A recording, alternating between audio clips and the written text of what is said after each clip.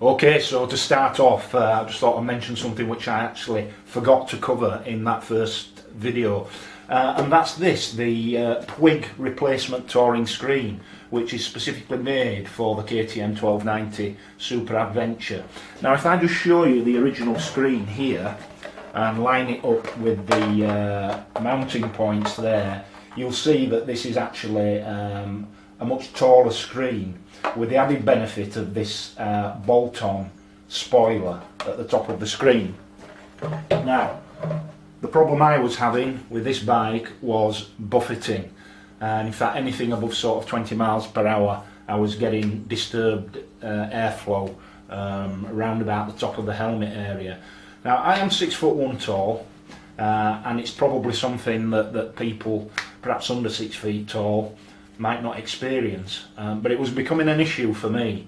So quick trawl of the internet brought up this screen here, and I believe from memory it was around about £120 from a supplier on eBay, and it's made a huge difference riding this motorcycle.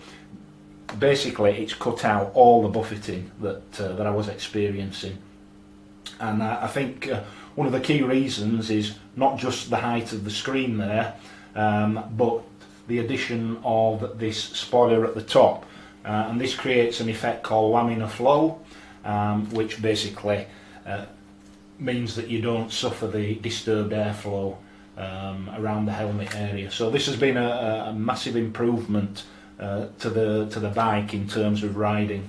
So that's the Twig touring screen with spoiler for the KTM 1290 Superadventure.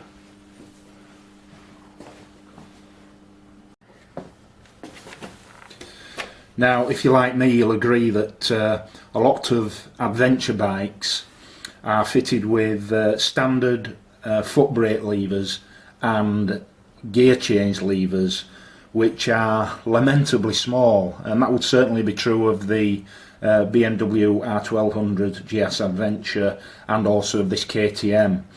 Now, whereas there are a number of accessories available for this motorcycle, as yet I've not found a brake pedal extender or a gear lever extender which is specifically made for this model of motorcycle. So for example, this brake lever extender is from Nippy Normans, and they supply Wonderlic accessories for the BMW GS range. So this is actually a brake lever extender for a BMW R1200 GS Adventure, but it actually fits okay. It's basically held by two Torx bolts, which I've backed up on the backing plate, which is supplied and is threaded, but I've also backed it up with two locking wheel nuts for extra security there. So that's made a big difference for me, because that's a pretty important part of the motorcycle. Obviously it's part of the braking system. So that's actually from Nippy Normans, the Wonderlic brake lever extender, actually made for the BMW GS range and others, but also actually fits and works quite well on this, the KTM 1290 Superadventure. And so now we're at the other side of the bike, and as you can see here, the gear lever has also been extended, and again this attachment here, which cost around about £30, again from Nippy Normans, and again ostensibly a BMW aftermarket part. But what I did was I just took a vernier gauge to the gear lever on my older BMW GS Adventure, and checked the measurement against the KTM brake lever, and they're both absolutely identical, would you believe? So a simple matter really of fixing these rubber embellishments which come with the kit, sliding the gear lever extender on and tightening it up with a hex grub screw. Also a good idea really to perhaps put a bit of silicone inside there to make sure it's absolutely 100% safe. Now this has made a real improvement from my perspective. The original gear lever was so small, on occasion I was actually missing it altogether. So a bit of a shame really, because this has an excellent quick shifter and auto blipper changer for clutchless changes up and down the box, and it was just spoilt a little bit by the fact that on occasions I'd miss the gear lever because it's so small, tiny in fact.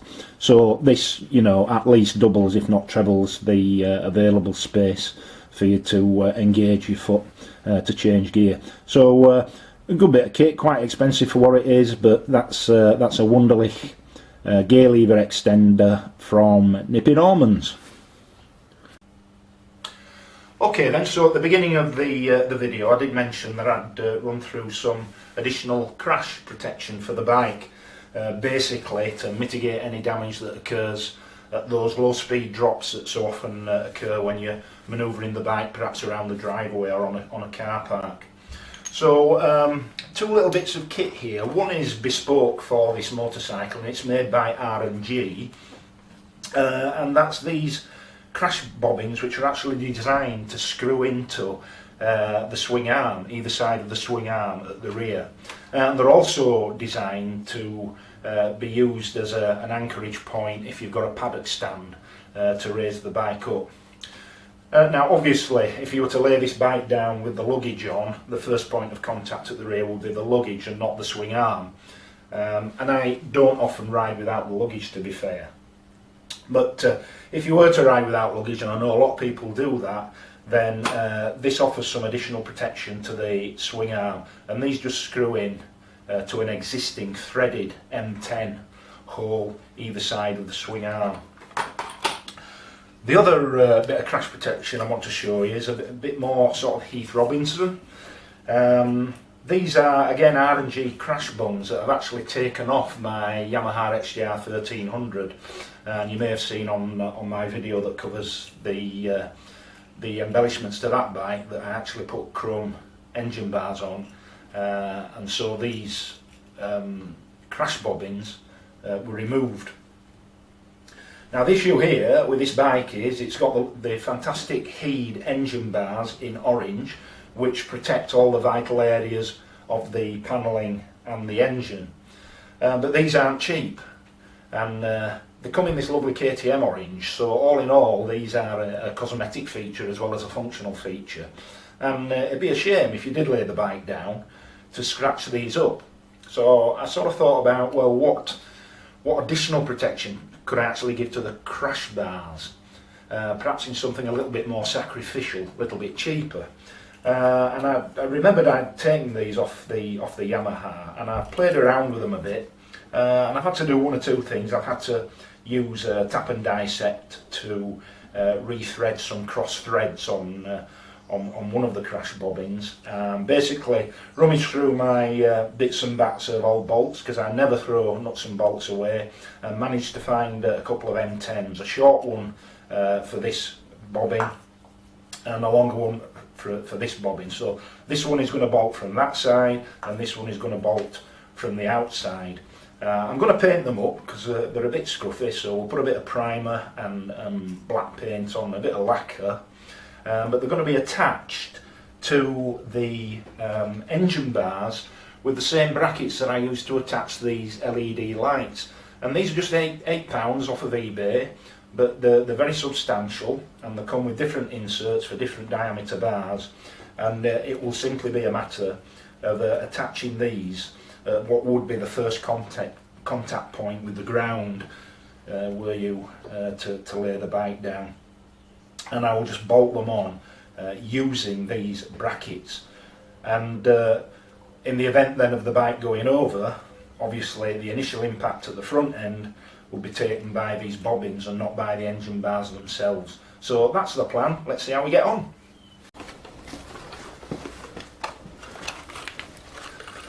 Okay, so these are the R&G crash bobbins stroke resting points, for want of a better term, if you have a paddock stand, and they basically just screw into the swing arm here. So underneath the adjuster here on the swing arm, there's a threaded bolt hole, and it's simply a matter of screwing these hex bolts that come with the bobbins into those existing threaded mounts.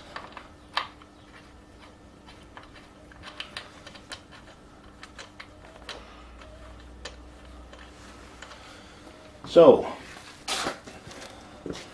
the old Allen keys, and that looks like an 8mm.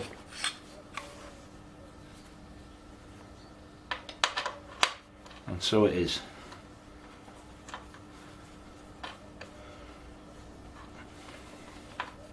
Now, in a sense, these crash bobbins are probably more suited to the paddock stand application than as a substantial protector against crash damage, because of course if the bike went down without the panniers on, I suspect possibly that the exhaust would still stand to take some impact even with these fitted. Hard to say with the vehicle in an upright position like this, but that is a possibility.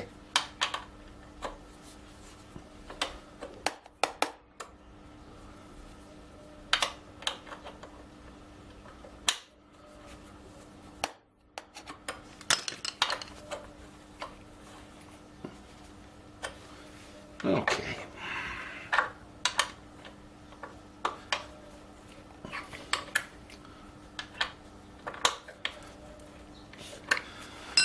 Okay, other side, second verse, same as the first. So there we are, both bobbins fitted to either side of the swing arm there. Very, very straightforward job. 2 minutes max. Result. Right, okay then, so let's look at fitting some additional crash protection to these bars. So the whole idea here is the bike goes down, but the front end impact is taken by these crash bobbins, not the expensive engine bars. So to fix the bobbins onto the bars, I just bought for £8, again off eBay, these brackets, and what they actually are is car roof bar light brackets, but they work really well for this this application. In fact, I have the LED lights attached with the same brackets at the top there.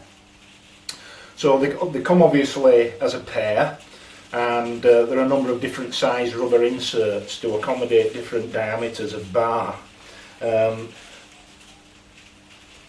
So I've put the appropriate inserts in each of the two halves of the bracket, and basically the plan is to mount these in that configuration there, and then to attach the bobbins like so. Now what I will be doing is priming, painting and lacquering these two bobbins. They are nylon, but it's quite apparent to me that when these were on the Yamaha XJR, that whoever had that bike before I had it had probably laid it down at some point because they were a bit scuffed. So I've basically filled them with a little bit of epoxy filler, sanded them all down, just need a coat of primer and black metallic paint now, which I think will be the correct match, so that we've got black, orange, black effectively. So these two bobbins, I did have to go to the trouble of re-tapping this thread here because it had become slightly crossed at some point when these were being removed. So just a tap and die set and a 10mm tap to re-tap the thread inside there to get this short 10mm bolted. So that works fine now, but they need to be evenly spaced either side, and because this has this raised area here, in order to compensate for that the other side, I've just used these two shims, and as you can see, if I attach those, then what I get is a raised portion on the other side, but it's still a little bit too big, so I'll just compensate for that with a couple of washers here, which will go on top of there, and together I've measured those and they're pretty much bang on a match, so that at least the application is symmetrical. So let's start by popping on a bracket. So as I say, they come in two halves, and I've sort of worked out that if the bike goes down, the first point of contact on the bars would be here. So that's where we need to start really. So get the old glasses on, and it comes with these hex bolts, and they are, let me see what size Allen key am I using, so they're 4mm. Now the more substantial half of the bracket is actually threaded, so there's no need for retaining bolts there. These parts are themselves threaded, this part isn't. So let's pop that on there. Okay, that's cool, and that in there.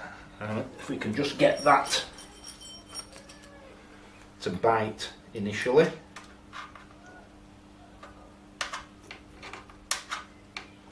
Like so, and hold that in place. Pop another washer onto another bolt.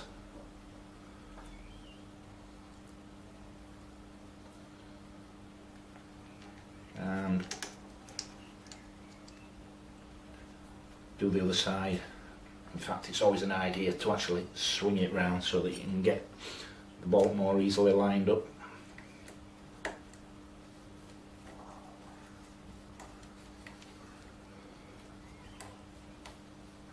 Okay, I've got a bite there.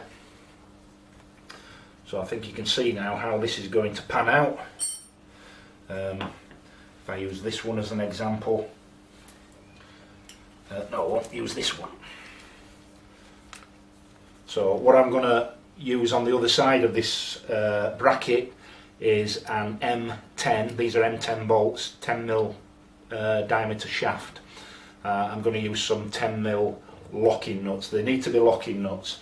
Those have the little rubber insert that basically mean that the bolt can't work loose. So that's pretty much how it will look.